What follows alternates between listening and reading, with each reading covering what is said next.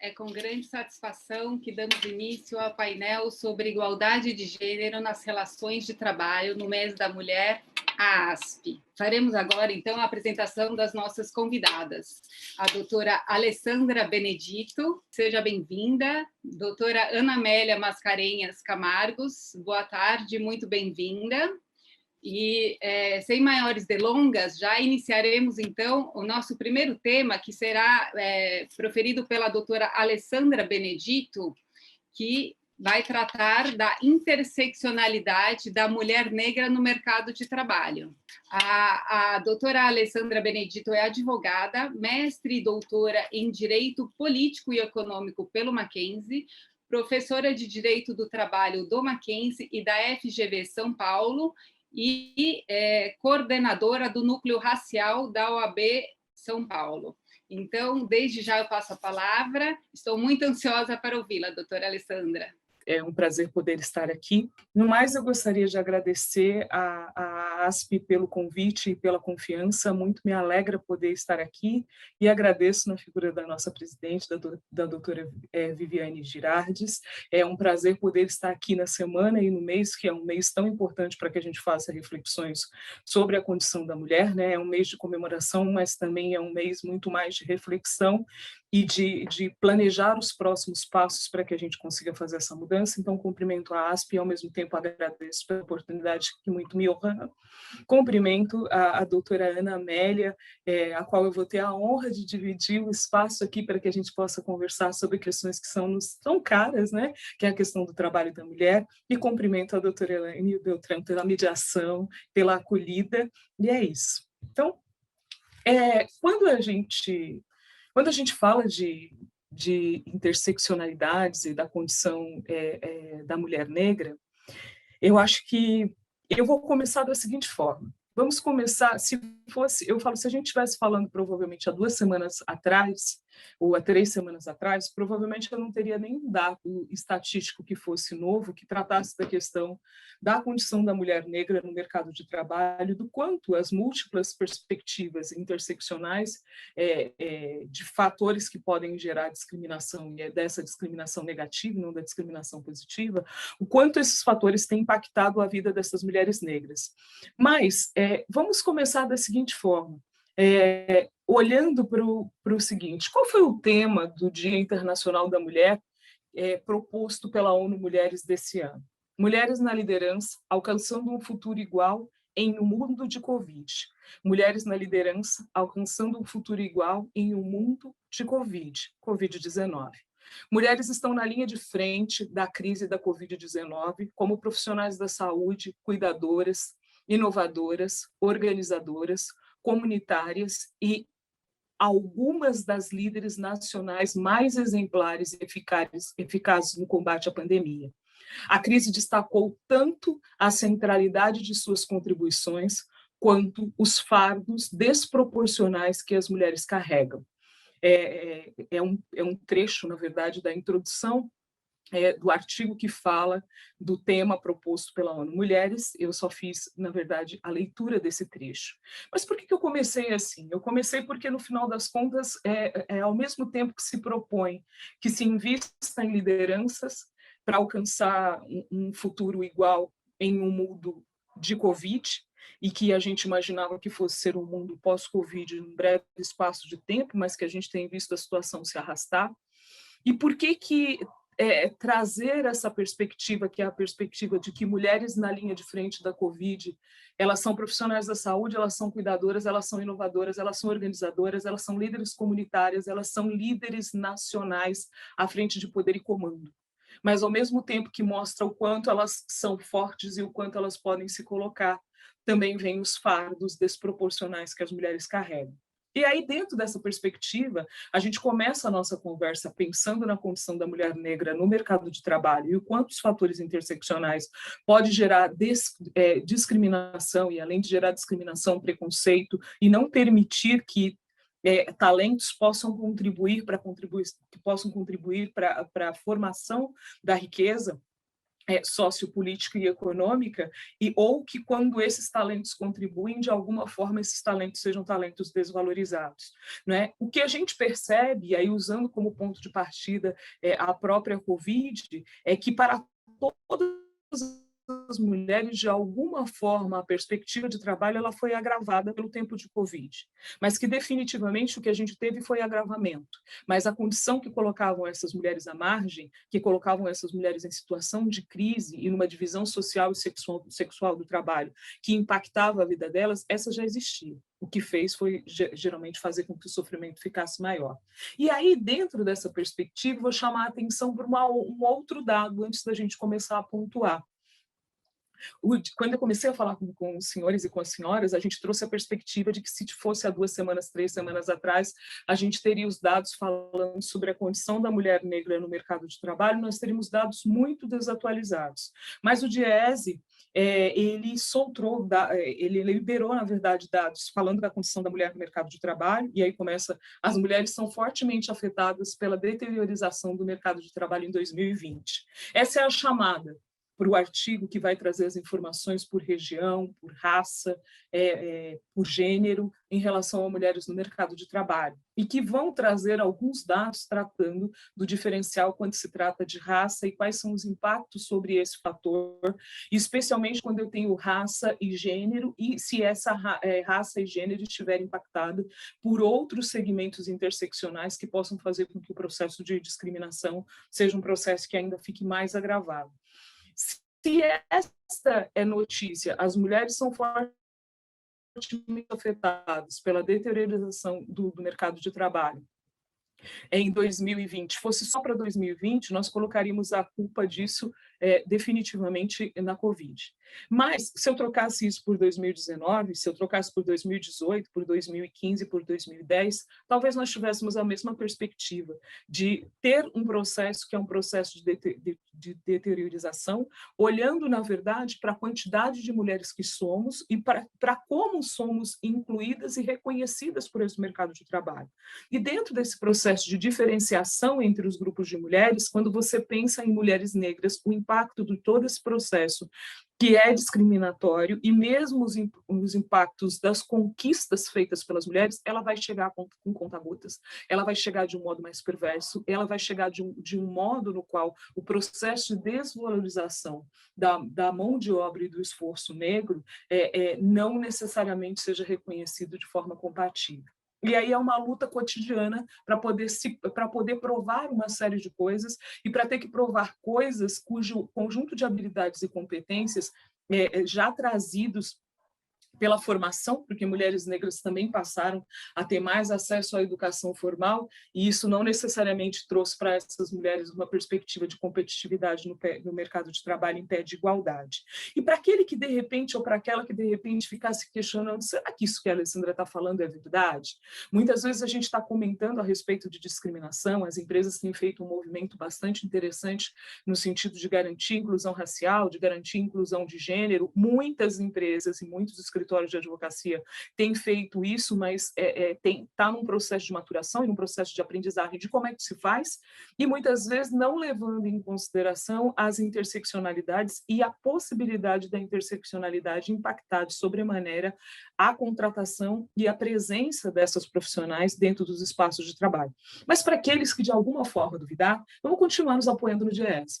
A taxa de desemprego das mulheres negras e não negras, que cresceu 3,2 e 2,9 pontos percentuais, respectivamente. Então, quando a gente fala de mulheres negras, a taxa de desemprego cresceu 3,2, quando a gente fala de mulheres não negras, cresceu 2,9 pontos percentuais, sendo que das mulheres negras atingiu a alarmante taxa de 19,8% de pessoas em condições de desemprego.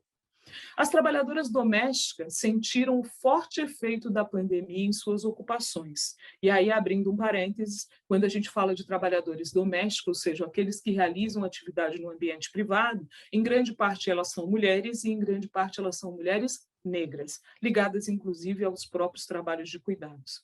Uma vez que 1,6 milhões de mulheres perderam seus trabalhos, sendo que 400 mil tinham carteira assinada e 1,2 milhões não tinham vínculo formal de trabalho.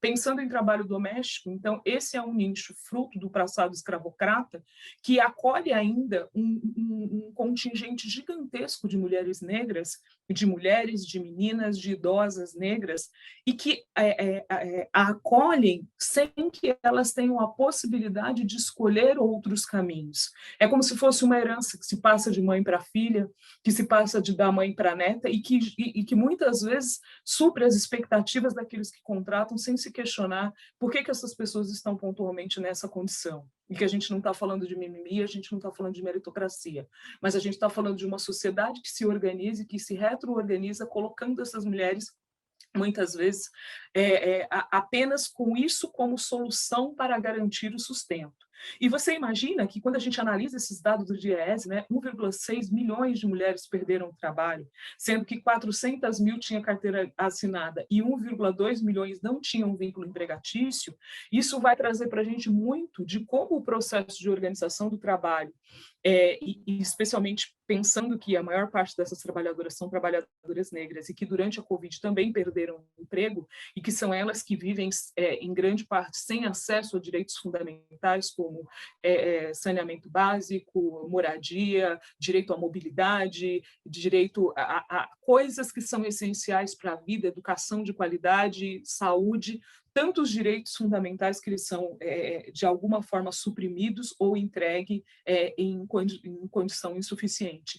Se a gente pensa que se eu tenho 1,2 milhões que não tinham vínculo formal, de novo a gente percebe que, apesar da gente ter tido um processo de regulamentação do trabalho doméstico tardio no Brasil, que, de fato, essa regulamentação ela não se consolidou. Então, ela não se consolidou e muita gente continua à margem, e que, de alguma maneira, o trabalho doméstico ele continua sendo menos reconhecido e que esse lugar ainda é destinado, sem a possibilidade de escolha, a muitas vidas negras, a vidas de mulheres negras.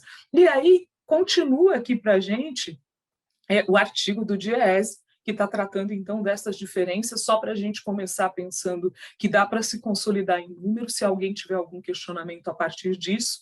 Já o contingente de trabalhadoras informais, exceto dos empregos domésticos, então eu estou falando de trabalhadores que vivem na informalidade, mas desses números que eu vou dizer agora, a gente já extraiu aqueles que são chamados trabalhadores ou trabalhadoras domésticas, partindo da perspectiva que a gente está olhando que é o maior número de pessoas que compõem essa categoria sejam justamente mulheres negras.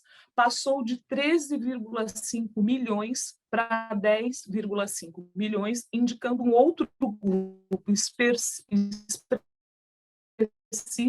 que perdeu trabalho e renda.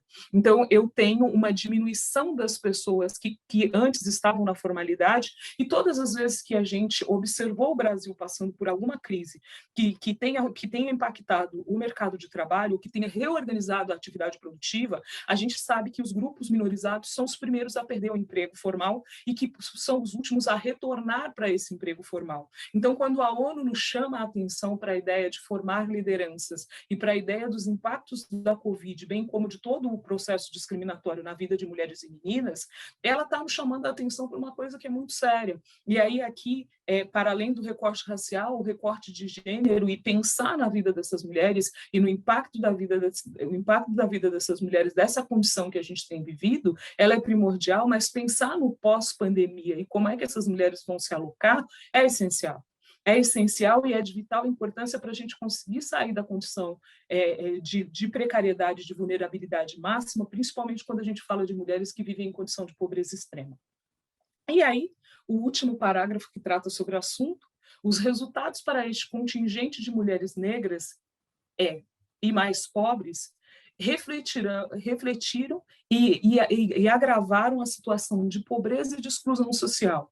Então, quanto mais escassez eu tenho da possibilidade dessas mulheres negras terem acesso a trabalho, terem acesso a trabalho e renda, eu tenho, na verdade, um aprofundamento e um agravamento da situação de pobreza e de exclusão social.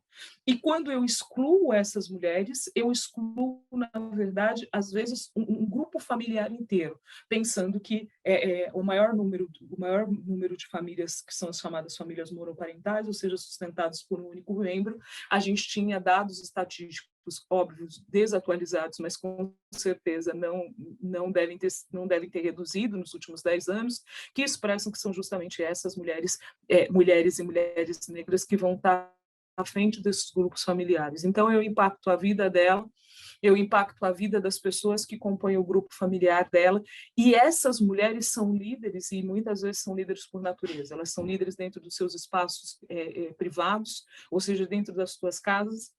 Elas aprendem a ser líderes dentro das suas comunidades, elas aprendem o tempo todo na vida, desde muito cedo, que essa liderança, e que não é a liderança que a gente busca quando a gente está dentro das nossas organizações, quando a gente está dentro dos nossos escritórios, a liderança que a gente está buscando e o empoderamento que a gente está buscando, em regra, é um empoderamento que ele está voltado para essa lógica que é a lógica do mercado.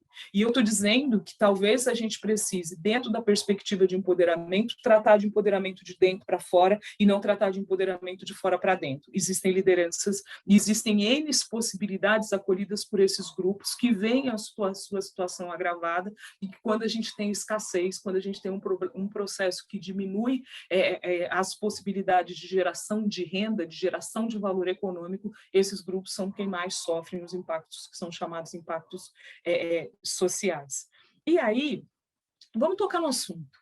Vamos falar sobre esse assunto e vamos pensar de que forma que esse assunto, quais são as dimensões, então, que ele pode tomar.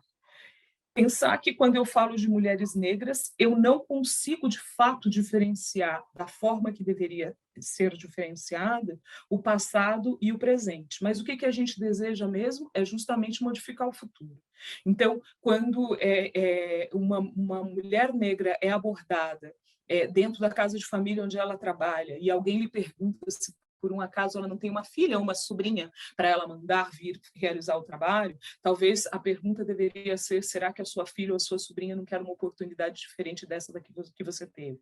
Né? E quando a gente fala dessa ideia do trabalho doméstico, todo trabalho tem seu valor, todo trabalho precisa ter valor reconhecido, o trabalho doméstico ele tem um papel que é essencial, mas quando ele é passado de mãe para filha, não é uma questão de escolha, a gente pode estar impactando na vida de um grupo familiar inteiro. Quando a gente fala da ideia de inserção e de inclusão, quando eu me proponho a fazer um movimento, que seja um movimento para poder incluir pessoas negras, o tempo todo, aquele que se propõe a fazer esse movimento precisa se fazer a pergunta se o que você está garantindo é um processo de inserção dessa pessoa negra dentro dos seus espaços de poder, dentro dos seus espaços de domínio, dentro dos seus espaços de comando, dentro dos seus espaços de exercício do poder diretivo e de fazer escolhas que sejam escolhas mais inclusivas e mais diversas, ou se eu efetivamente estou garantindo inclusão.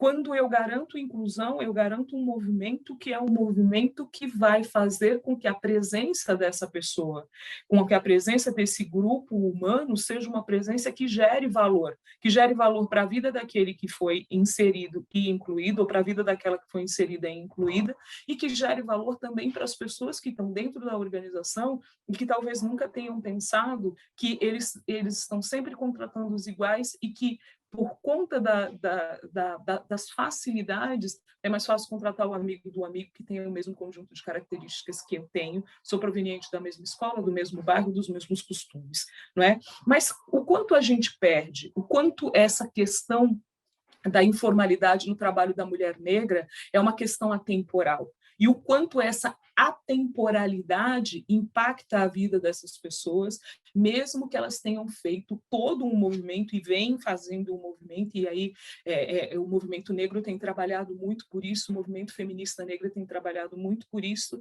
que é para que efetivamente a transformação aconteça e aconteça nas bases. Quando eu falo de atemporalidade, eu estou falando de atemporalidade porque quando a gente olha dados, por exemplo, do mercado informal de trabalho, da informalidade, da expansão dessa informalidade, em regra a gente não tem o recorte racial. E esse recorte racial acompanhado da questão, que é a questão de gênero, menos ainda ele vai estar aparecendo. Não é? E essa informalidade exercida pela mulher negra no mercado de trabalho, ela é uma informalidade que ela está presente desde o período da escravização, ou seja, mulheres negras trabalhavam na condição de escrava, mulheres negras carregavam em seus tabuleiros, elas funcionavam como WhatsApp, como e-mail, levando informação de um lugar para o outro e produzindo riqueza para os seus senhores e para as suas senhoras. Quando a gente pensa em mulheres negras e a gente pensa nesse processo de interseccionalidade que pode gerar um processo de exclusão e de discriminação, de não aproveitamento de talentos, a gente também está falando de mulheres negras impossibilitadas de estarem em postos que sejam postos de decisão. Ou seja, as mulheres negras que estão nos chamados cargos de poder ou nos cargos de liderança, em razão da discriminação que nos constitui, enquanto um país racista, enquanto um país sexista, e quando a gente fala de racismo, a gente está falando de um racismo que ele é estrutural, de um racismo que é institucional, e de um racismo que ele é individual e que se manifesta muitas vezes por meio de microagressões, e essas microagressões, muitas microagressões, são inclusive fruto de vieses inconscientes, ou seja, eu faço porque essa é a história que me constituiu, mas a partir do momento que eu sei que eu fui criado dentro de uma sociedade com perspectivas racistas, quais são as minhas condutas, quais são as condutas que eu tomo no dia a dia, nos múltiplos lugares nos quais eu convivo, que de alguma forma vai estar impactando a vida de pessoas que são diferentes de mim.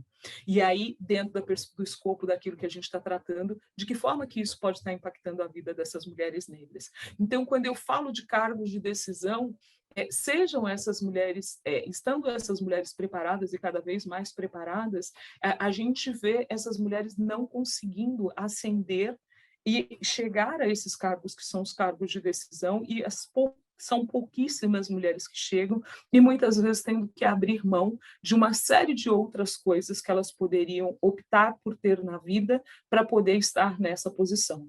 E estar em cargo de decisão significa mudar a forma como a gente pensa os próximos passos, significa repensar como é que a gente vai estar em compliance, significa repensar o que a gente está fazendo para garantir que esse processo diverso ele não seja apenas a presença de abriu e fechou aspas bem grande, decorativa dessas pessoas, mas que seja efetivamente uma mudança de raciocínio, uma mudança de cultura.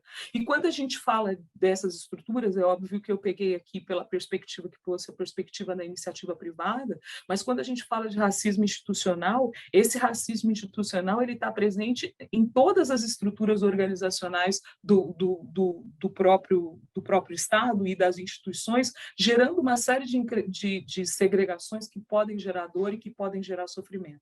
Então, eu não estou dizendo que todo o processo seja um processo só de dor e de sofrimento, mas eu estou dizendo que mesmo onde dá a luta e transformação, mulheres negras se veem impactadas por esse processo e tendo que viver fazendo mais esforço para conseguir obter resultados desse mercado de trabalho, sendo que a gente tem toda uma estrutura normativa que diz que sim, as pessoas não devem ser discriminadas no mercado de trabalho em razão de raça, de gênero, de religião ou de qualquer outra característica que as distinga, desde que a gente tenha o mesmo conjunto de habilidades e competências para concorrer. Mas, na prática, os processos seletivos são isso que são excludentes. Não é? A gente faz processo seletivo usando máquinas e a gente não presta atenção que quem alimenta os algoritmos, que quem programa as máquinas, que quem pensa a inteligência artificial são pessoas. E são pessoas que, dentro de uma perspectiva que as constitui socialmente, economicamente e psicologicamente falando, quando ela vai programar a máquina, ela programa a máquina provavelmente a partir daquilo que ela estabelece como parâmetro para a vida. Se eu não acredito que a gente vive numa sociedade que ela é racista, eu não penso nisso e eu não começo a despertar para as pequenas microagressões que são cometidas todos os dias, às vezes no meu ambiente de trabalho, às vezes na escola do meu filho, e nos múltiplos espaços dos quais a gente faz parte. E esse processo se naturaliza ao encontrar com alguém dentro do elevador e achar que só porque você encontrou com uma mulher negra, que essa mulher negra, objetivamente, ela é a faxineira. Cuidado, ela pode ser a moradora do seu prédio. Então, vamos pensar nisso tudo, né? Então, quando a gente fala de dias melhores, a gente está falando de inclusão para garantir desenvolvimento social, mas de inclusão para garantir também desenvolvimento econômico, para garantir acesso. E aí eu peguei um trecho de um artigo do Geledés que diz: o que seria discutir gênero transversalmente? Se gênero e raça são categorias estruturantes e nos condicionam a tal realidade de exclusão. E aí, essas categorias, nós vamos discutir e colocar essas categorias em nosso favor, nas discussões sobre economia, sobre reparações, sobre políticas públicas, sobre Estado, sobre poder, sobre representação simbólica, entre outros assuntos. Começar a rever essa estrutura significa olhar a perspectiva da exclusão racial e os impactos disso dentro da perspectiva de trabalho e renda, dentro da perspectiva social, histórica e econômica, e parar de justificar todo esse processo que é excludente como se fosse simplesmente uma questão de cultura. Não, não é uma questão de cultura. É uma questão de manipulação e de permanência de privilégios. E que está muito atrelada à questão que é a questão econômica, né? O que eu supostamente vou estar perdendo se eu permitir que a maioria que fica minorizada, de alguma forma, possa compartilhar desses mesmos espaços. Na verdade, você não vai estar perdendo nada, você vai estar tendo a oportunidade de ter outras mentes, de ter cabeças pensantes, de ter um país que consiga, de alguma forma, caminhar alguns passos no sentido de superar a questão do subdesenvolvimento ou desse retrocesso que nos faz permanecer tantos anos sem coragem para discutir as questões raciais, sem coragem de discutir as interseccionalidades. Quando eu falo de interseccionalidade, eu estou falando de sobreposição ou de intersecção de identidades sociais e de sistemas relacionados de opressão, de dominação, de discriminação, em que se registra as diferentes experiências de opressão feminina para uma resposta que é necessária, que é uma resposta de enfrentamento do problema. Né? Quando eu falo de gênero, quando eu falo de raça, quando eu falo de classe social. Quando todos esses fatores, de alguma forma, se tornam interseccionais, a gente vê essas mulheres impactadas por violência com mais incidência dentro dos ambientes que são os ambientes privados, a gente vê essas mulheres impactadas por violências dentro dos espaços de trabalho. E essas violências vão se expressar em relação ao seu corpo, ao cabelo, ao modo de se vestir, ao modo de falar, entre tantas outras coisas, né? E que vão se operar, especialmente quando a gente fala de ambientes nos quais as pessoas têm consciência de que discriminar pode, de alguma forma, gerar uma punição, ou seja, que eu tenho uma tipificação penal para isso, que isso pode impactá-las. Geralmente não se faz agressões para que todos saibam, mas se faz microagressões, e por meio dessas microagressões, das piadas, das chacotas, das brincadeiras que não são brincadeiras, na verdade, um tenta mostrar supremacia em relação ao outro. E aí não vai valer só para as mulheres negras, mas vai valer para todos os diferentes, né? Para todas as pessoas que estejam na condição de diversidade, mas em relação a pessoas negras e especialmente em relação a mulheres negras, essas microagressões elas vão se consolidar o tempo todo em manifestações que são manifestações que fazem sofrer e que, em regra, se trabalha tanto a questão da baixa autoestima, não empoderando, por exemplo, essas meninas, que muitas vezes elas não têm força para responder. E aí o que se causa é sofrimento psíquico, é sofrimento físico, é desgaste, é não acreditar, mesmo sendo uma potência. Quando a gente fala de discriminação no mercado de trabalho e fala desse fator da interseccionalidade, eu, na verdade, separei aqui para a gente 4, para a gente pensar um pouquinho, mas é óbvio que a gente tem tantas outras que poderiam, de alguma forma, estar ligadas, né? Então, quando eu tenho discriminação de gênero, a gente que mulheres no mercado de trabalho, de qualquer forma, elas estão impactadas. E estão impactadas, eu acho que nos últimos anos a gente conseguiu ocupar espaços que antes eram espaços eminentemente masculinos, mas que a gente vem tendo que abrir mão de uma série de coisas para que esse sucesso se consolide. E o tempo todo a gente acaba tendo que provar o quanto a gente é capaz de ocupar esses espaços, especialmente quando a gente fala de espaços de poder. A gente precisa de mais mulheres em conselhos, a gente precisa de mais mulheres em lugares onde as decisões sejam tomadas. Mulheres, em razão da divisão sexual do trabalho, não participam muitas vezes de happy hour. E quantas decisões são tomadas justamente no happy hour e não necessariamente no calor das manifestações que acontecem dentro dos espaços nos quais a gente convive e trabalha. Quando essa de alguma forma, essa sobreposição de discriminação, então ela está ligada ao racial ou ela está ligada ao etário, e quando a gente fala dessa discriminação etária, quando o assunto são mulheres negras, eu já nem estou falando mais dessas mulheres que estejam em fase de aposentadoria, mas eu estou falando também de meninas, elas entram para trabalhar muito cedo, o que as tira da escola, ou faz com que o caminhar no tempo de escola seja um caminhar de muito mais sacrifício, e que as tarefas, que são as tarefas de cuidado, cheguem à vida dessas meninas muito cedo. De que tarefas de cuidado você está falando, Alessandra? Eu estou falando de cuidado com os irmãos, cuidados com o primo, cuidado com o avô, cuidado com o doente, cuidados que ela vai prestar na casa de parentes, cuidados múltiplos que acabam chegando para a vida dela. E se ainda houver uma característica a mais ou uma multiplicidade de outras possibilidades, como a questão da própria regionalidade, a questão dos PCDs, todo esse processo vai se agravando e cria uma bolha excludente que tem consequências e consequências fortíssimas para a vida e para a sociedade como um todo.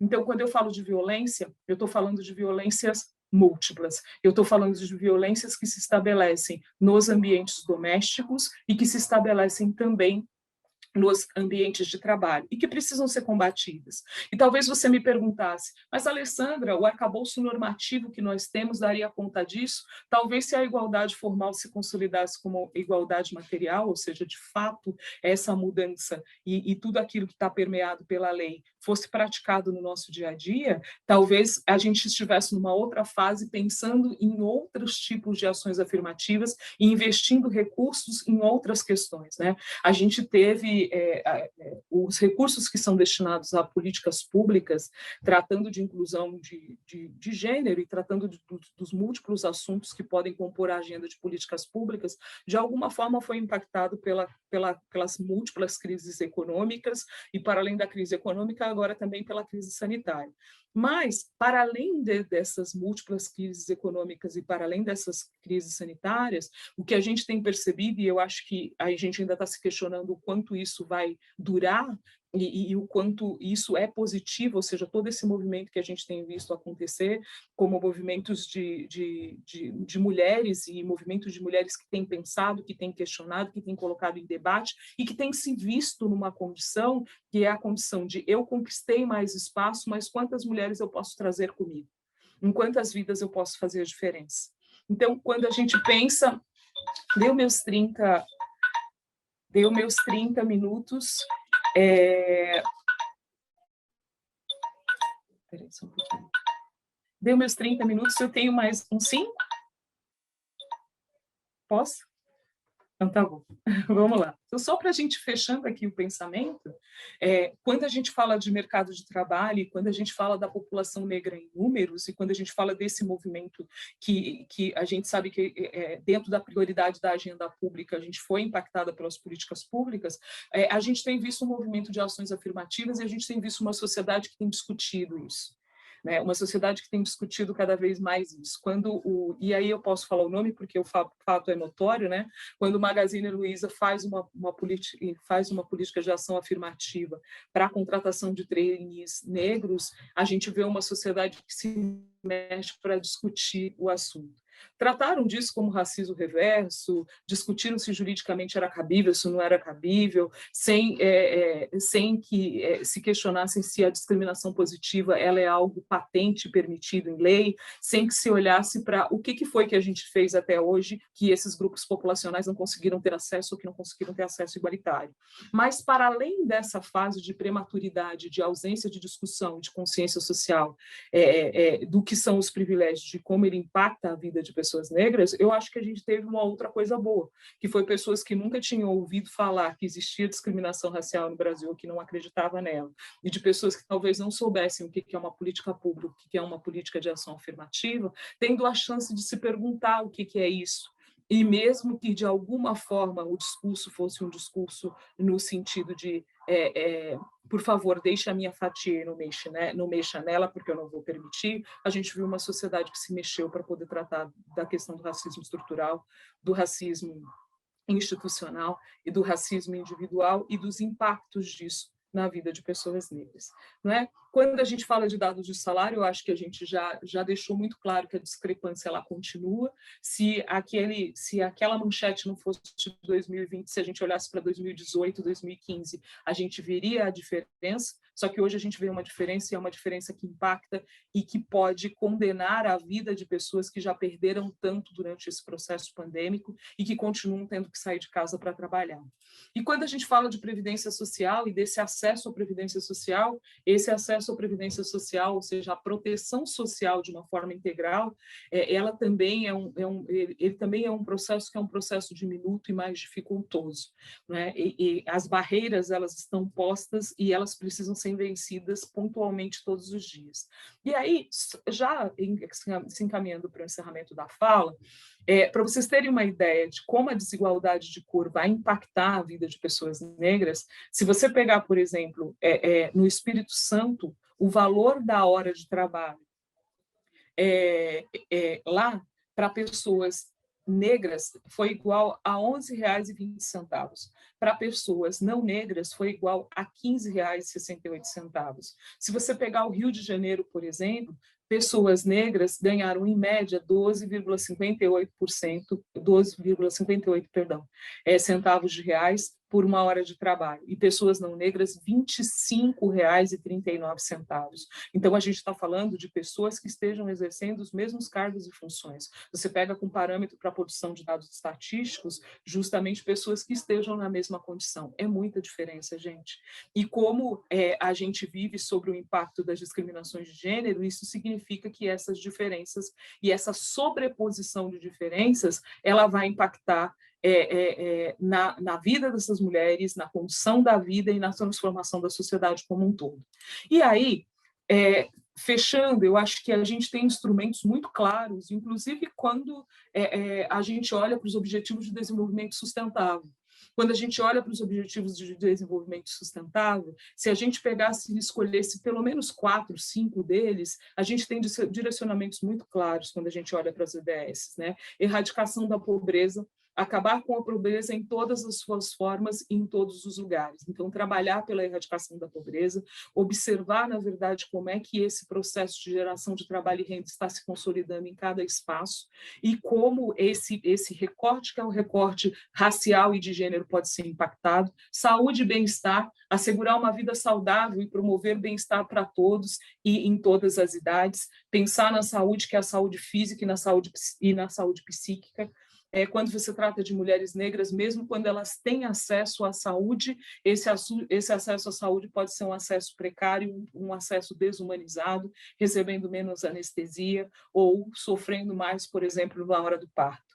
Né? Educação de qualidade, assegurar a educação inclusiva, assegurar a educação equitativa para meninos e meninas e promover oportunidades de aprendizagem de vida para todos. Igualdade de gênero. Alcançar a igualdade de gênero é empoderar mulheres e meninas, é garantir que essas lideranças, sejam as lideranças formais, aquelas que estão dentro das organizações, ou sejam essas lideranças comunitárias, cujo papel de administradoras, se você for olhar, é um dos papéis extremamente valiosos, porque é uma mulher que consegue, com meio quilo de fubá, alimentar 10 pessoas, meu caro, realmente ela consegue administrar os recursos dela.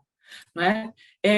trabalho decente e crescimento econômico. Então, é possível garantir tudo isso, revendo como é que a gente está fazendo a divisão, garantindo que a gente tem acesso ao trabalho digno, repensando como é que esse trabalho está sendo formulado e dando oportunidades para que haja redução das desigualdades. Eu agradeço pelo tempo e fico à disposição para as perguntas. Nós que agradecemos, professora Alessandra. Não sei, eu fico até sem palavras, porque são tantas informações e, ao mesmo tempo, causa tanta admiração ouvi-la falar. Então, enfim, muito obrigada por compartilhar todo o seu conhecimento com a gente. Sem maiores delongas, para a gente, no final, ter um espaço para as perguntas, eu vou passar a palavra para a professora doutora Ana Amélia Mascarenhas Camargos. A professora Ana Amélia é advogada, mestre e doutora pela PUC São Paulo, presidente da Associação dos Advogados Trabalhistas de São Paulo, biênio 2009-2010, conselheira estadual da OAB 2019-2021, presidente da Comissão de Direitos Humanos da OAB São Paulo. Então, desde já, eu já estou passando a palavra para a doutora Ana Amélia. Obrigada.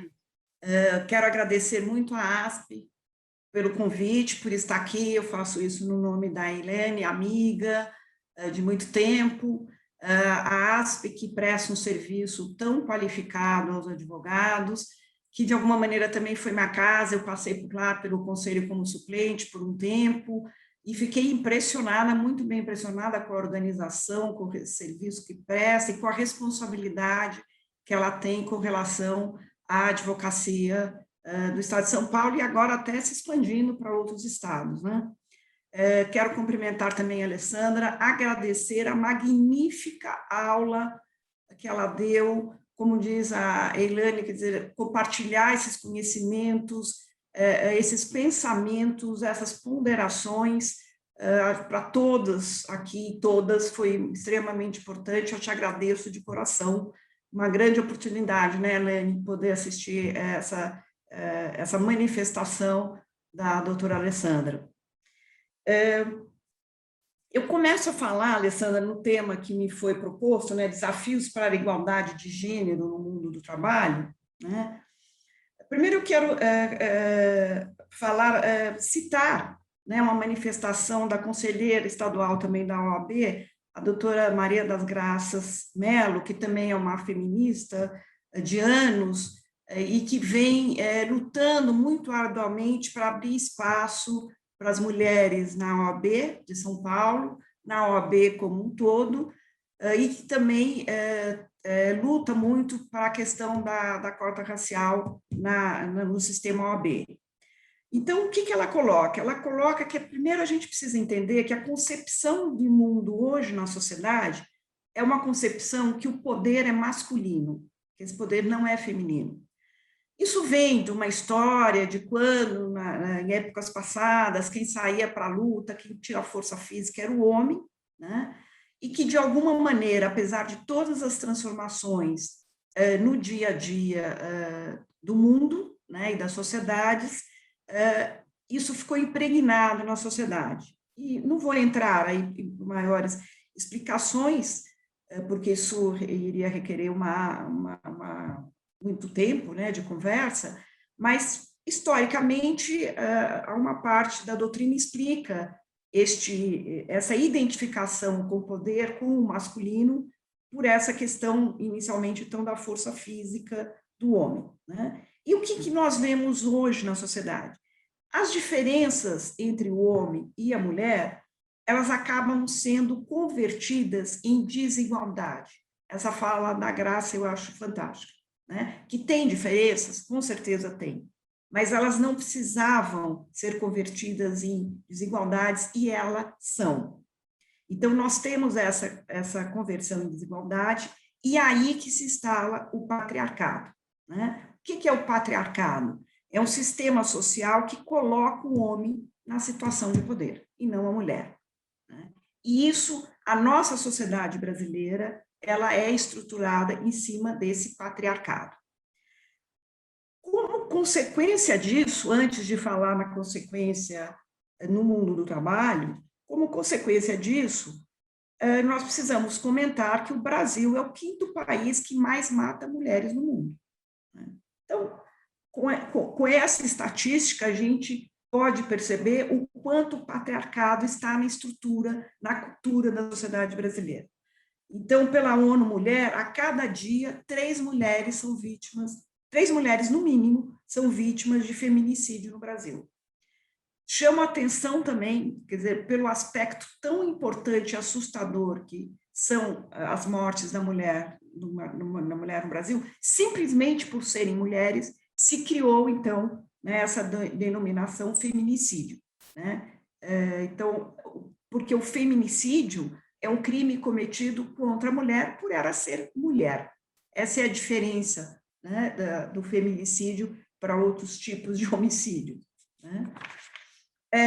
Então, nesse tema específico dos desafios para a igualdade de gênero no mundo do trabalho, entendendo como é a nossa sociedade, esse patriarcalismo na nossa sociedade, eu vou lembrar uma história familiar. Né? A minha mãe nasceu em 1924, ela infelizmente já morreu há 30 anos, e ela tinha um sonho na vida quando ela estava no que seria hoje o ensino médio. Ela queria ser dentista, ela queria fazer uma faculdade de odontologia, era de uma família mineira, classe média, então em Belo Horizonte, e ela falava, vou fazer odontologia, vou fazer faculdade. Os pais nunca foram contra, mas eles nunca foram contra, nunca verbalizaram serem contra. Mas o que eles fizeram? Olha que perversidade. Quando ela estava no que seria o 2º semestre do último ano do ensino médio, ela era a filha mais nova de 8 filhos, mas todos já haviam casado, já não moravam junto com os pais, apenas ela, e os pais se mudaram para Araxá. Né? Na época, Araxá era uma festa, né? Ela foi achando ótimo, né? Maravilhoso, uma menina de 16, 17 anos, mudando para Araxá, enfim. E então, o que aconteceu? Ela não terminou o que seria hoje o ensino médio, portanto, ela não tinha qualificação para entrar numa faculdade. Né? E aí ela me contava que ela se deu conta disso muito tempo depois, e eu digo a todos que ela guardou essa tristeza, essa frustração que a Alessandra chamou a atenção, né? Que isso acontece com nós mulheres, claro, mais ainda com as mulheres negras, mas ela guardou essa frustração, essa tristeza por ser mulher. Né? Ela entendeu que os pais fizeram isso com ela porque ela era simplesmente mulher e que ela não poderia ter uma independência de ser formada por uma faculdade. Meu pai, que é de 21, que ainda está vivo e lúcido, ele conta que ele fez engenharia em Belo Horizonte. Ele teve uma colega mulher. Todo o curso de engenharia, né, ele teve uma colega mulher. Então, claro que a minha história e a história da minha irmã é diferente. Né? Em nenhum momento passou pela cabeça da gente não fazer faculdade. Né? Não vou dizer que meu pai lá incentivava, mas também não falava nada. Né? Nos proporcionou uma boa educação. Hoje, as duas, eu e minha irmã, somos doutoras, temos uma vida profissional que nos deu uma independência e trabalhamos no que a gente gosta. Né? Então, por que eu conto isso? Eu conto isso para mostrar que houve progressos, não tenha dúvida. Né? Pelo menos numa classe social, digamos, privilegiada, né? Nós encontramos esse progresso de uma maneira mais visível. Né? Isso, infelizmente, nem sempre acontece, né? Em todos os estratos sociais, mas houve progressos. Né? Então, hoje, mas, de qualquer maneira, apesar desse progresso, na prática, a vida da mulher continua sendo muito difícil. A gente ainda briga pela nossa dignidade, e como a doutora Alessandra colocou, a mulher negra, essa briga é muito mais árdua, e nós temos que ser solidárias a isso. Né? Se nós considerarmos que a população negra no Brasil, 56% da população no Brasil é negra, e 51% são de mulheres, Ou seja, a maioria da população brasileira hoje, ela não ocupa espaços de poder e não ocupa espaços econômicos. No espaço econômico, quero dizer o trabalho. Se a maioria da população brasileira não ocupa esses espaços, nós temos, na verdade, uma democracia descaracterizada. Nós temos uma falsa democracia, porque a maioria da população negra não está representada nesses espaços de poder que caracterizam uma democracia, que são, então, os espaços econômicos e os espaços políticos. Com relação, especificamente, já que nós estamos aqui na ASP, as advogadas no Brasil. Hoje nós temos 51% de advogadas mulheres no Brasil e 49% de homens. Então, nós somos a maioria das advogadas, ou da advocacia, né? Só 29% no comando dos escritórios. Isso é um levantamento do Centro de Estudos de Sociedades de Advogados no Brasil. Se nós formos para a magistratura, nós temos um número no Tribunal de Justiça de São Paulo muito assustador, né? Nós temos 360 desembargadores atualmente no Tribunal de Justiça em São Paulo, só 31 mulheres, né? Teve progresso? Como eu disse, teve. Em 2005 era 2%, né? Isso é um artigo da Folha de São Paulo de 26 agora de fevereiro. Tá?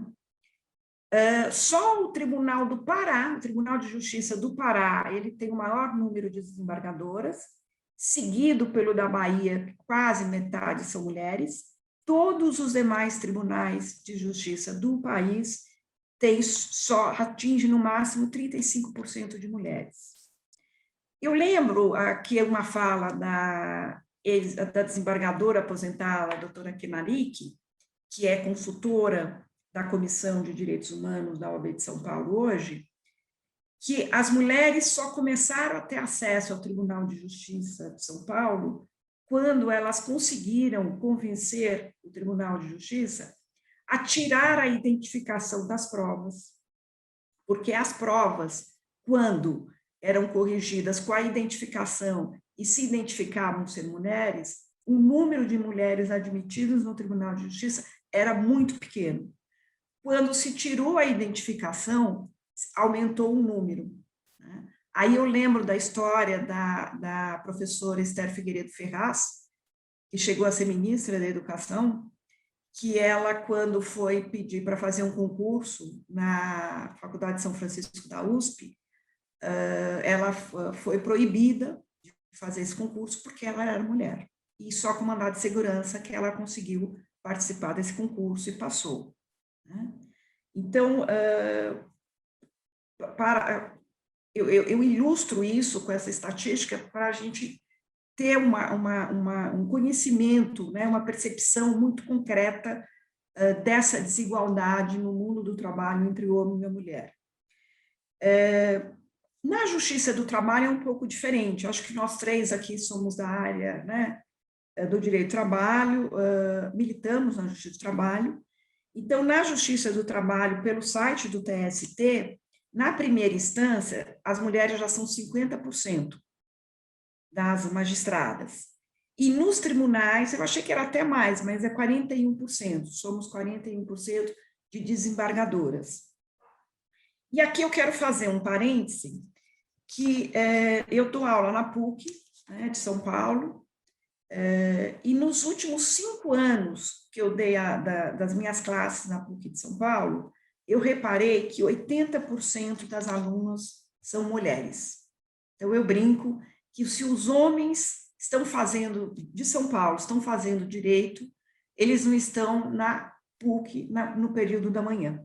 Né? Não sei onde eles estão, ou se eles estão interessados em fazer direito. Mas logo, logo, esse número vai ser refletido, não só na advocacia, como também na magistratura e, enfim, no funcionarismo público que cerca aí o judiciário brasileiro. Né? Nós temos dados também da Secretaria Especial da Previdência no Brasil com relação às profissões ligadas às ciências exatas. Na engenharia, em 2019, nós temos um cálculo que seriam 278 mil engenheiros homens e 48 mil engenheiras mulheres, né? A ONU Mulher fala que nas exatas as mulheres ganham 27% a 30% menos que os homens. E isso aqui não está só também, essa diferença salarial não está também só com relação às ciências exatas, né? Mas com relação a todos os cargos entre homens e mulheres, no mínimo a diferença que se verifica é de 30%. Achei fantástico o que a doutora Alessandra mostrou, que é uma coisa que cada um de nós, sem dúvida, já sentiu na vida várias vezes, que é o sacrifício que as mulheres fazem para estarem nos cargos de poder, no trabalho, né? Então, esse exemplo que ela deu, eu achei fantástico, quer dizer, várias decisões no trabalho são tomadas no happy hour e raramente as mulheres conseguem participar, porque ela tem o trabalho doméstico, porque ela tem o trabalho com os filhos, do cuidado com os filhos mais acentuado do que dos homens, ou porque ela continua na empresa, porque ela tem que mostrar que ela é muito melhor que os homens naquele trabalho, né? Que não é o fato dela ser cuidadora dos filhos, que ela diminui a sua capacidade no trabalho. E aí eu lembro de situações minhas, onde eu tinha 2 celulares, o do escritório e o pessoal. E no pessoal tocava meu filho, e no do escritório tocava um cliente. Era uma grande dor decidir o que eu fazia, tá? E eu acabava dando o celular, a chamada do meu filho, para alguma assistente atender, e eu atendia o cliente. E isso me dói muito, Alessandra, né? Então, por isso que eu me identifiquei muito quando você falou isso. Quer dizer, eu nunca tinha me dado conta, mas realmente, como a mulher, eu não sei o número de participantes, homens, que estão nos ouvindo, Alessandra, Ilane, mas, assim, homens, prestem atenção, né? Esse sacrifício é real, ele é muito maior. Tem diminuído nas novas gerações? Tem, né? O homem começa a se dar conta da importância dele realmente ser pai, da importância... Então, não é aquela história, o meu marido ajuda. Não, o meu marido divide as funções domésticas e do cuidar dos filhos e, eventualmente, cuidar dos pais da mesma maneira, né? É uma divisão e não uma ajuda, simplesmente, né? Então, esse aspecto dessa dupla jornada da mulher, ele é real, não é uma invenção nossa ou de estatística, né? E o trabalho doméstico da mulher, ele é infinitamente maior do que o homem na casa, portanto, sobra muito mais tempo para ele, né? No trabalho e no happy hour, né? Que não sobra para a mulher.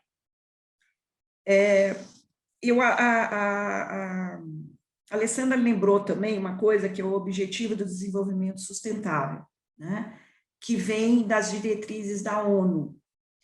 A ONU, a partir de 2000, começou a perceber que um grande ator social para os direitos humanos eram as empresas, que, na verdade, a partir de 2000, as empresas, principalmente as empresas transacionais, elas tinham um poder tão grande que eram maiores que os estados. E ela percebeu que todas as diretrizes encaminhadas aos Estados-membros da ONU para desenvolvimento em direitos humanos obrigavam os estados e não as empresas. E ela falou, gente, mas as empresas têm muito mais poder hoje político, e por ter poder econômico, consequentemente tinham mais poderes políticos que os próprios estados, que os próprios poderes dos estados. Então, ela começou a direcionar objetivos de desenvolvimento sustentáveis para as empresas, né? Então, ela teve primeiro o Pacto Global e, por último, o Pacto a Agenda 2030, com diversas diretrizes de objetivos de desenvolvimento sustentável, mas que não são obrigatórios, né? São simplesmente diretrizes para as empresas seguirem. Quem sabe a gente chega lá. Existe uma briga na ONU muito grande, entre os países chamados em desenvolvimento e os países já desenvolvidos, entre essas diretrizes serem ou não obrigatórias. E aí também tem toda a questão de não haver discriminação de gênero, raça, né, religião, política, para o emprego, como bem lembrou também a Alessandra, né? E com relação, gente, a essa desigualdade no mundo do trabalho entre o homem e a mulher, eu quero dizer que eu sou a favor das cotas incentivadas. Eu acho que nós temos estudos suficientes de que o mundo do trabalho, como disse a Alessandra, que das mulheres em cargos diretivos, as mulheres em conselhos de empresa, os direitos humanos, eles são mais perceptíveis na atuação do dia a dia das empresas, a felicidade das pessoas, dos trabalhadores, é maior, né? E enfim, uma sociedade com menos contradições, né? E com maior tranquilidade, maior felicidade. Isso é muito comum e é evidente nos países nórdicos da Europa. É claro que aí tem toda uma discussão se esses países têm esse desenvolvimento às custas também dos países não desenvolvidos, mas isso também é uma outra história. Nós estamos aqui lembrando das cotas. Então, eu sou muito a favor de cota incentivada, né? Ou seja, como, por exemplo, o aumento da licença maternidade com incentivo e isenção fiscal. Eu acho que isenção fiscal para a empresa é algo que pega no bolso e que tem maior efetividade do que punitivismo, né? Então, até a cota para a pessoa com deficiência, se fosse incentivada, eu acho que seria melhor absorvida pelo capitalismo, pela nossa sociedade, do que cotas punitivistas. Então, eu sou a favor de cota para mulheres, acho que vai chegar um momento que não será mais necessário as cotas, mas nós ainda estamos longe disso. E com relação às cotas, eu quero, para terminar, falar da importância da paridade no sistema OAB conseguido pelo Conselho Federal da OAB, da paridade de gênero e da cota de 30% das cotas raciais. Eu quero lembrar aqui, antes de finalizar, que a Comissão de Direitos Humanos da OAB de São Paulo existe há 41 anos. Eu sou a primeira mulher presidente da Comissão de Direitos Humanos da OAB de São Paulo.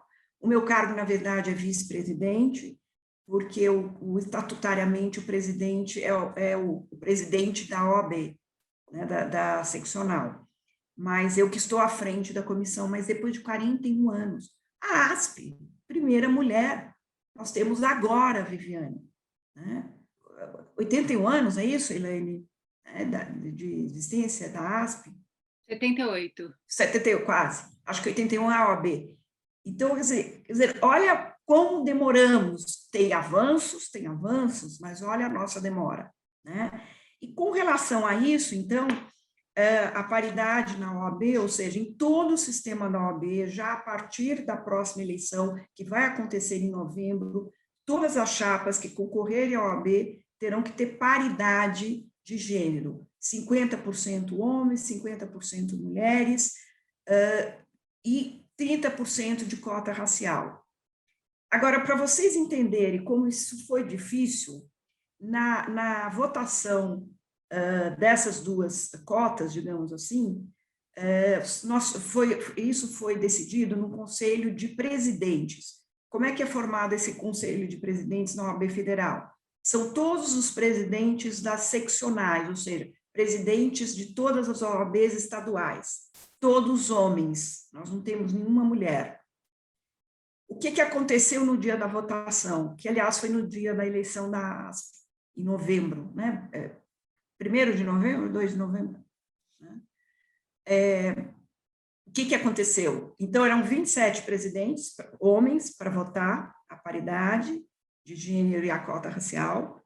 Um se absteve, ficou 26 presidentes. Vocês acreditam? 13 votaram contra, achavam que deviam ter um censo antes, como se quando você fosse fazer a inscrição na OAB, você não anotasse se você é do sexo feminino ou masculino. E 13 votaram a favor, inclusive o presidente aqui da seccional de São Paulo. Foi preciso o voto de Minerva do presidente Felipe Santa Cruz, o presidente do Conselho Federal da OAB, para que a cota racial e a paridade de gênero passasse e fosse aprovada no Conselho Federal da OAB de São Paulo, que é obrigatório, então, agora, todo o sistema de OAB. Então, por que eu falo disso? Porque eu falo que é muito importante essa conquista das mulheres na OAB, da paridade de gênero e também da cota racial, porque a OAB é uma entidade muito respeitada pela sociedade brasileira. E por que a OAB é muito respeitada na sociedade brasileira? Citando uma frase do César Brito, que foi presidente do Conselho Federal da OAB, a OAB é muito respeitada na sociedade brasileira porque a OAB toma conta da sociedade brasileira. A OAB defende o devido processo legal, a OAB defende a população em situação vulnerável, a OAB tem esse aspecto cidadão. Então, a OAB não é uma entidade voltada apenas para o advogado. Mesmo a prerrogativa do advogado é uma prerrogativa que diz respeito ao cidadão, porque a prerrogativa do advogado é a garantia que o advogado tem de defender integralmente o seu cliente, do devido processo legal, dele ter toda a liberdade, claro, dentro dos parâmetros éticos e legais, de defender o seu cliente. Mas isso é importante, não é só para a advocacia, isso é importante porque isso vai garantir uma boa defesa do cidadão. Então, mesmo a prerrogativas, que é algo muito do advogado, muito da advocacia, na verdade, ela tem um fundo cidadão. E nas demais defesas da OAB, no juramento da advocacia, nós juramos defender os direitos humanos, a justiça social e a Constituição. Ou seja, o papel da advocacia é um papel muito cidadão. Então, é importante a OAB exercer esse papel cidadão. E quanto mais eles exercem esse papel da cidadania em proteção da sociedade, em proteção ao cidadão, às garantias constitucionais do cidadão, ela se fortalece perante a sociedade. Então, eu entendo que a OAB é uma entidade muito respeitada pela sociedade brasileira por essa questão, esse papel cidadão dela, né? Então, ela tendo essa paridade de gênero, tendo a garantia da cota racial, ela é um exemplo muito forte para a sociedade brasileira. Tanto que eu já tenho notícias de sindicato e de outras entidades de classe que têm discutido realmente a questão da paridade de gênero e das cotas raciais. Então, achei que foi uma importante vitória da população negra e uma importante vitória das mulheres, a OAB federal ter absolvido isso, ou seja, o sistema OAB ter absolvido isso, né? Porque isso vai servir de exemplo e já está servindo de exemplo para a ampliação da mulher, da participação da mulher no poder, né? Porque, queira ou não, as entidades de classe exercem aí também uma forma de poder fechado à sua categoria, né? Restrito à sua categoria, mas tem uma influência muito grande de um ator social. E, por último, eu gostaria de falar que hoje estava em pauta na Câmara a votação do projeto de lei complementar 130/2011. Eu olhei antes de entrar aqui nessa aula, mas não tinha nada no site do Congresso, que prevê uma multa ao empregador que paga salários diferentes,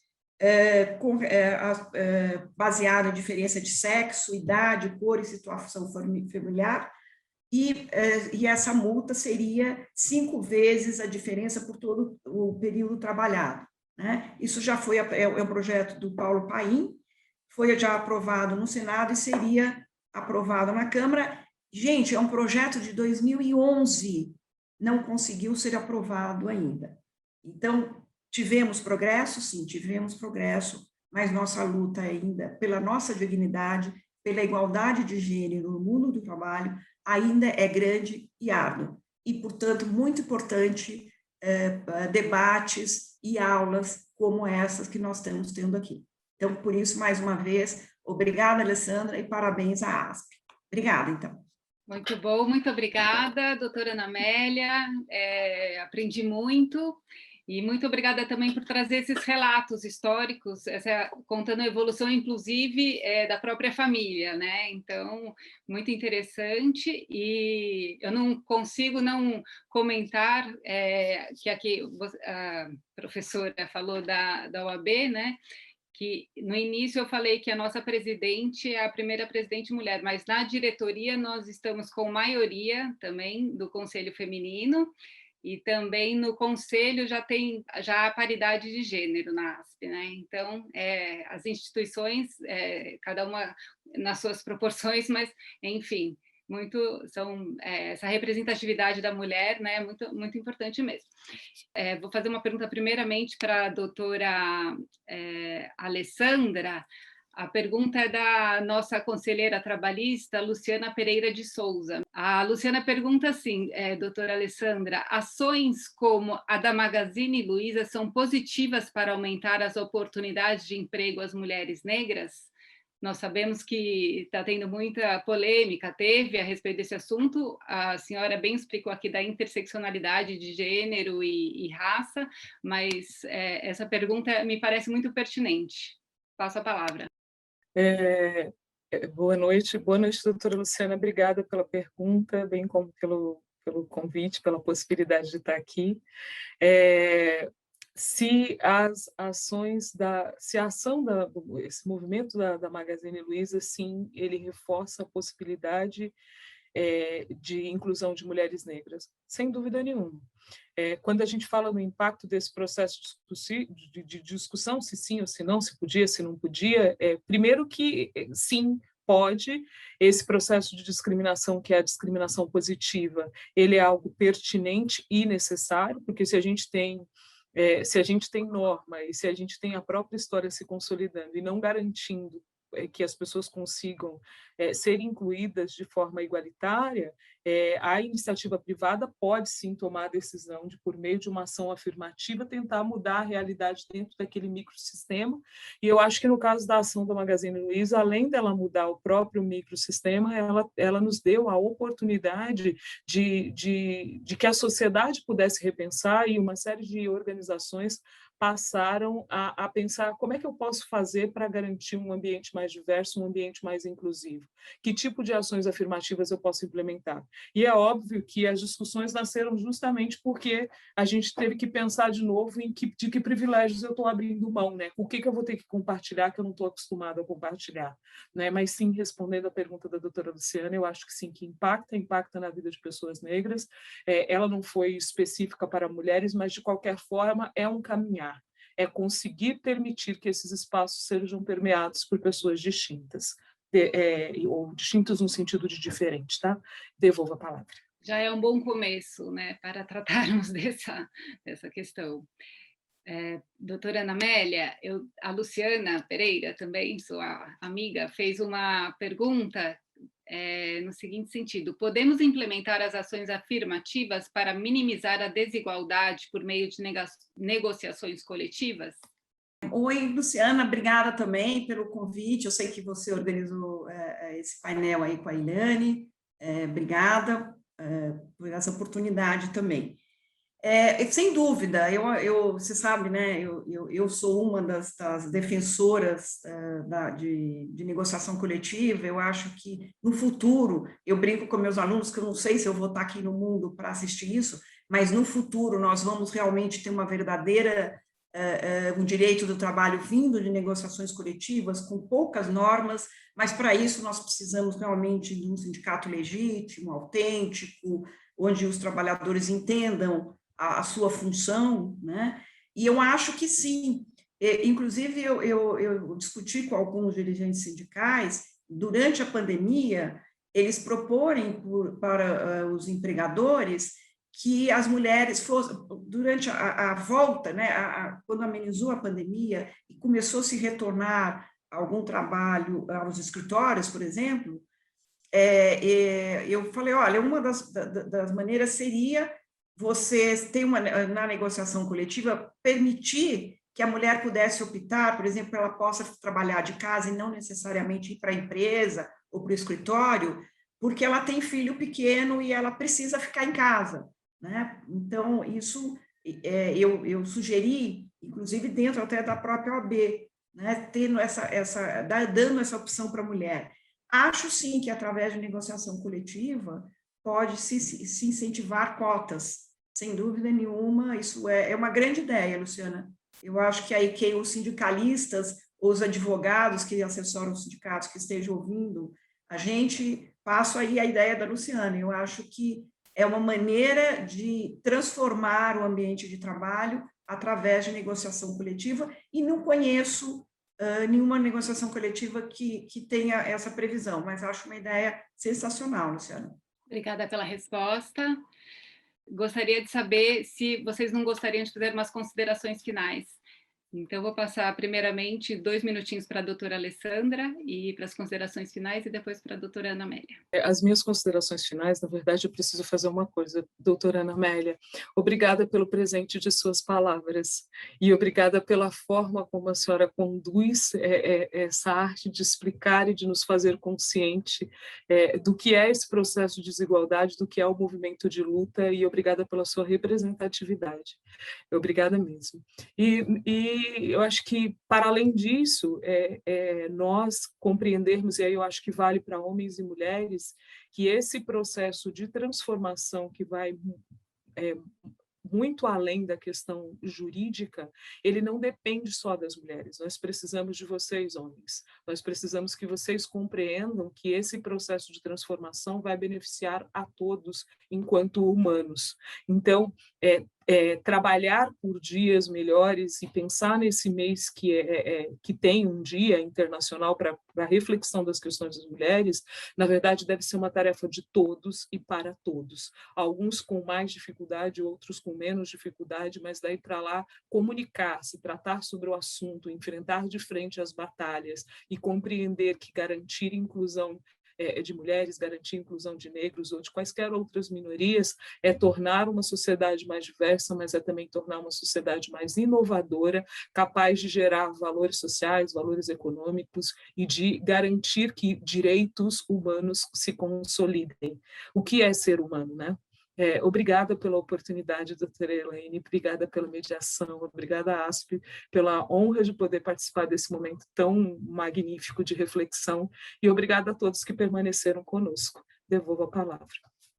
Alessandra, primeiro, obrigada pelas suas palavras. Realmente, assim, eu estou emocionada, porque eu acho que a ASP proporcionou para todas nós, e para todos e todas que estão nos ouvindo, realmente reflexões muito importantes, complementares, e como, da mesma maneira que toda vez que eu participo de uma banca, eu falo que eu aprendo muito, esse tipo de painel, esse tipo de conversa enriquece demais, realmente é muito importante.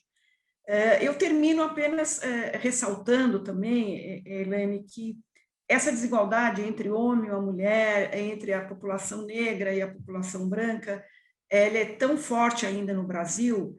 A doutora Alessandra falou um pouco sobre isso, como a atual situação de pandemia, né, como a mulher tem sofrido mais do que o homem, né, no desemprego, nessa questão de quem fica com o filho, quem cuida, nessa questão do momento que a mulher teve que voltar para trabalhar e que não tinha como ficar deixar os filhos, enfim, toda a situação de mudança pela situação de pouca garantia que a mulher tem, né, no mundo atual, principalmente no Brasil, sempre quem sofre mais é a mulher, né? E acho que a ASP e a OAB, de entidades como essas, elas têm um papel fundamental de chamar a atenção da sociedade para isso, que é o que nós estamos fazendo hoje, né? E de ter essas atuações afirmativas. Então, como diz a doutora Elaine, hoje no conselho da ASP, 50% homens, 50% mulheres, na diretoria, maioria mulheres, né? A primeira presidente, Na atual gestão da OAB, 40% do conselho são mulheres, o maior número de mulheres. Nós temos 9 conselheiras negras. Durante anos, a OAB teve um homem negro como conselheiro. Nas comissões temáticas, 50% são presidências de mulher. Quando não são mulheres, elas são vice-presidentes. Então, essas atuações afirmativas, eu acho que esse é o papel dessas entidades de classe, né? Isso pode ser, elas são importantes atores sociais. Então, esse exemplo, essa atuação de dentro para fora, pode acabar, como eu disse, levando que outras entidades de classe, outras entidades, entendam a importância da participação da mulher. Que a diferença existe, que é basicamente a diferença que existe entre, como diz minha amiga Maria das Graças Mello, a diferença que existe entre o homem e uma mulher não tem que se converter numa desigualdade de gênero, muito pelo contrário. Muito obrigada pela ASP e obrigada por todos que nos assistiram. Muito obrigada a todos e todas e até a próxima oportunidade.